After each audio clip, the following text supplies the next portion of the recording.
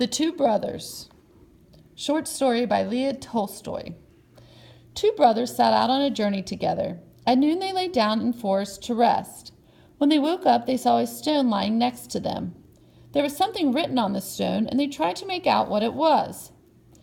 "Whoever finds this stone," they read, "let him go straight into the forest at sunrise.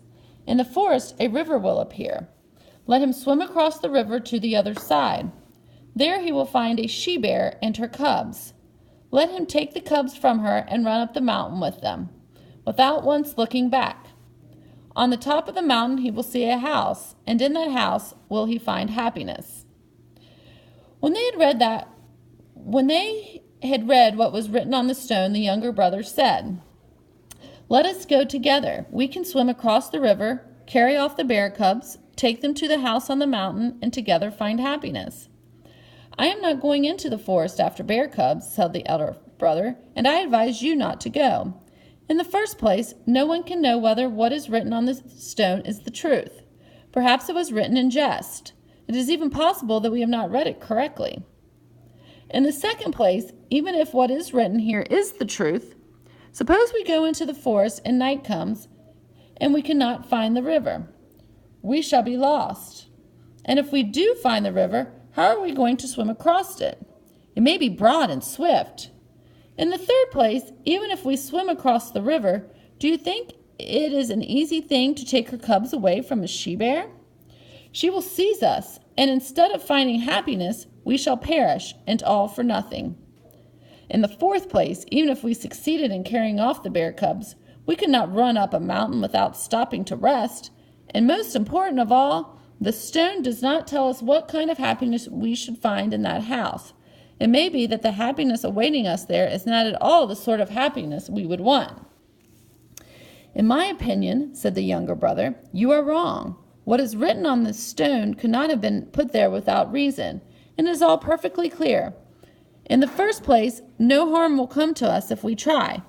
In the second place, if we do not go, someone else will read the inscription on the stone and find happiness, and we shall have lost it.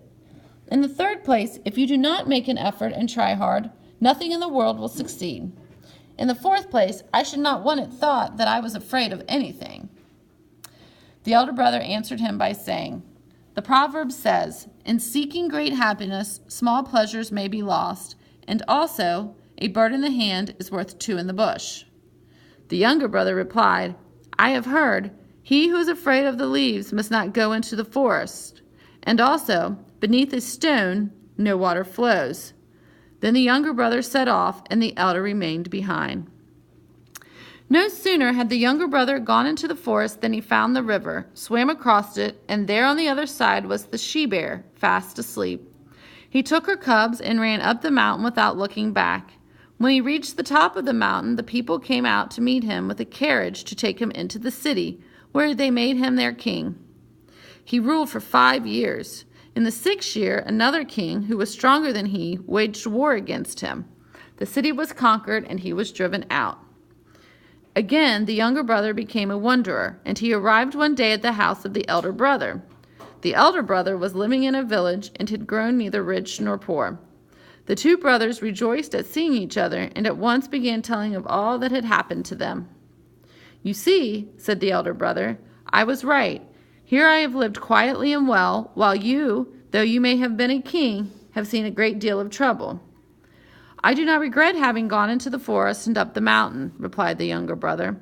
"I have nothing now, but I should always have something to remember, while you have no memories at all."